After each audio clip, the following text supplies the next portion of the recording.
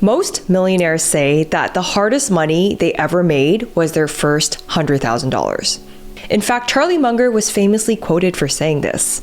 In today's video, I want to break down the math on how you can get to your first $100,000 and give you a very clear path and the skills that can get you there. If you're new here, my name is Alice. I'm a chartered professional accountant helping you with all things money on my channel. Do me a favor, hit the thumbs up, subscribe to the channel, join my newsletter if you want to hear more from me, and let's get into it. So in speaking about getting to 100K, we want to first define what wealth actually is and understand it a little better. Wealth is not the same as income. Income is what lands in your bank account from your employer. What you choose to do with that cash every 2 weeks is an indication of whether you will or whether you will not build wealth. So we need to understand what are activities or habits that actually build and create wealth. There are 3 wealth building habits. The first is saving money. The second is paying off debts and liabilities. And the third is to invest or acquire assets. Because by definition, wealth or your net worth is assets minus liabilities. So the goal to start building wealth is that we need to get to a place where you are not spending more than you currently have, and we are cash flow positive.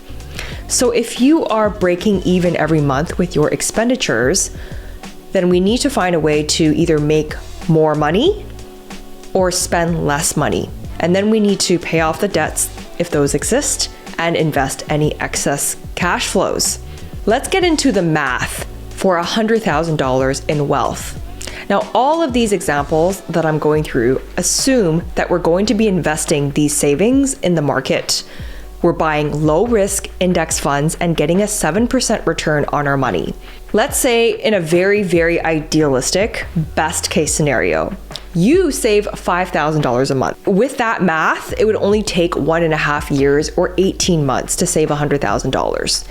But if you wanted to save $5,000 a month, you would need at least be making $25,000 a month after tax, assuming that you're only saving 20%. And you would be wondering, Alice, how the heck am I supposed to save $5,000 a month? That's out of touch with reality. Yes, don't worry, I'm getting there. But remember that your reality can always be expanded because reality is what you make of it. But yes, if we want to be more realistic, let's say that your after-tax income is $5,000 a month. Okay, that's like somewhat on par with the average American, and you save 20% of that. So you are able to set aside $1,000 a month or $500 a paycheck. It would take you 6.5 years or 78 months to accumulate $100,000. Now let's say you are an aggressive saver and you set aside a third of it. A third of that $5,000, which is $667 a month. Then it would take you around 4.2 years or 50 months to get to $100,000. So let's break down the math behind $100,000 because just thinking about saving $100,000 might feel daunting. Let's break it down into a more digestible number. $100,000 in savings over a 365-day period comes down to $273 a day. Now, if income tax is 20% and your savings rate is 20%, that means you would need to make 273 divided by 0.8 divided by 0.8 again, which is $426 a day. Annualized, that's $155,000 a year. Now, assuming that you'd save all of it, that's about a $12,000 a month take-home income. Now, is it realistic that you're going to save everything that you make and you're going to be able to make $155,000 a year? Probably not. Usually to have an income of $150,000 plus, you have to go to school for many years, become a professional, or have some sort of high income job to be able to demand this much. But there are other ways that we can get there, right? Alternatively, let's say that you make $80,000 a year, which might be a more realistic example, and you earn an extra couple $1,000s from your side hustle, okay? 40 to 50K a year. With this math, it would take about 2 to 3 years to save up $100,000, which seems to be a more realistic figure. The point I'm trying to make is that there are different paths to get to $100,000, and your situation is going to be different from another person's situation. But overall, the more that you make, the faster you'll get to $100,000. I personally made and saved my first $100,000 from working in corporate. And for me, that was enough. And for many people, it is. For some people, it's not. It is absolutely possible to save your first $100,000 with a high-paying job or a job that pays decently well and save for a few years, live below your means, and invest if you can. Now, let's talk about high-income skills. Obviously, the more you make, the faster you'll get to $100,000. Now, it's absolutely possible to get to your first $100,000 without going to school for years and years to get certificates and degrees. Now, I did this. I know a lot of people who do this. It's fine. That path is fine, but I think it's just getting increasingly more difficult for the younger generation to embark on this slower path of wealth building because the cost of housing, and then the cost of wages, it's just not really keeping up. You have the cost of living and cost of housing going up like this, and then you have income kind of going up like this. So if you've ever heard of The Millionaire Fastlane by MJ DeMarco, I made a really good book summary on that book last year. Link up top. Best 20 minutes you could ever give me or give yourself. You can learn something like coding, which is extremely in demand today. Learning how to use AI and help other businesses with AI and automations, because that is also extremely in demand right now. Any sort of skills around marketing and social media, whether that's in a B2B setting, meaning that you do it for other businesses, or a B2C setting, meaning that you basically become an influencer and you're the one on social media. Both will pay well. Coaching, especially high ticket coaching, and digital products are both great business models. They have high margins, especially if you can service a niche that has demand and make really good content around it. Sales, I personally know many business owners who are actively looking for BDRs, SDRs, and appointment setters. Right? I know influencers out there who are looking for high ticket closers. I know many business owners that are still taking their own sales calls. I'm still taking my own sales calls, which I hope to not be doing forever. There is always demand for sales because anytime you can help a company make more money, that's extremely valuable and you will be compensated for that. Video editing and content creation. Everyone wants to make content today. People want to make content, businesses really, really want to make content. So if you can nail and be really good at content creation, you will be paid. I get a lot of cold emails and messages from people offering to edit my videos, do my thumbnails. There is always going to be room for people who are really, really, really good. Personal branding to expand your reach is a huge way to increase your earning potential and make more money. So I'm a CPA, but because I make content, my network, my connections, and my earning potential is exponential compared to what it used to be. Okay, and I did not have to go to more school. I did not have to work more hours. I did not have to study harder, right? It's just the leverage of a personal brand and a following. A lot of people wonder, how can I save $100,000 or get to my first $100,000 when the cost of living is now so high? And there's really only two answers. It's learning to live below your means. If you feel like you're already living below your means a lot and you still can't make ends meet, then that's a sign that you just need to make more money, right? Or you have an income problem, because a few $100s saved is still a few $100s. Now, I know this from life experience.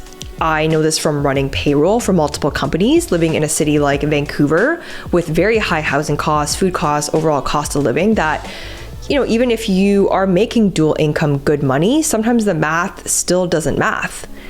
So if your day job isn't paying you enough and you are saving lots of money, then look for a second source of income.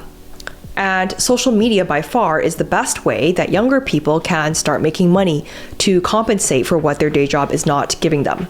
So let's talk about investing and why you absolutely have to invest. I'm going to pull up the spreadsheet here on screen, but generally speaking, the less that you make, the more that it's important to invest, because the more the effect of compounding actually matters, and therefore the more investing matters, assuming we're all trying to get to $100,000. So as you can see here, if you saved $250 a month, it would take you 17 years to save $100,000 if that money were invested. If that money were not invested, it would take you 33 years. That's double the amount of time, twice the amount of time. So while it may seem like, I have this cash aside, I don't need to invest, or I don't know how to invest, or I can invest tomorrow. Every day that your cash is not put to work, you are actually losing money and you can't get that time back. Another reason for investing is that you will get a tax break. Okay, in the US, if you contribute to a tax advantaged employer-sponsored account, okay, aka your 401k, a traditional 401k, that allows you to deduct your contributions against your taxable income. So if you make $100,000 a year and you put $20,000 into your traditional 401k, you are now taxed only on $80,000, which means that you will get a tax refund. Same calculation if you're in Canada and you contribute to your RSPs. That tax refund is cash to you today. It can be 100% invested to speed up the calculations of net worth even further. These are the little things that you do along the way that make a difference and can shave off years in your wealth building journey. I'm planning to make a more detailed video on how to pick stocks and start investing for beginners. Let me know down in the comments if you'd be interested in a video like that. But I also posted a short up top there that explains how I would invest $10,000, which you'll probably like. You basically want to build a portfolio that mimics the overall US stock market or tracks some of the major indexes in the US. Only half of Americans have retirement accounts. So if you don't have a 401k with your employer, or you don't have an IRA, setting up these accounts and then understanding how you can save on taxes when you contribute to these accounts, getting into a habit of actually transferring money into these accounts every time you get paid so you can start investing with what we call dollar cost averaging, is exactly the way that you are going to get to $100,000. Now, I am a more risk-averse investor, and my investing philosophy overall, this is just my personal choice, I would rather work really hard to earn the money because that is completely within my control. Investing isn't completely in your control.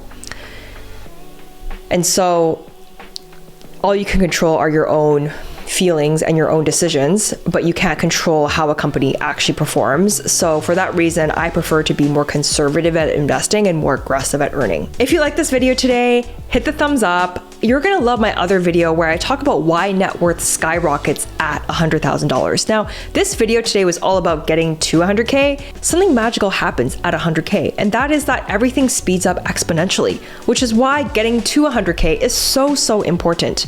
Make sure you check out that video up top. I go through spreadsheets, calculations, and give you the rundown on how you can go from 100K to $1 million in that video. Let me know down in the comments below what questions you might have about saving, investing, and working your way to 100K, where you're currently at right now. And I look forward to seeing you guys in the next video. Until next time.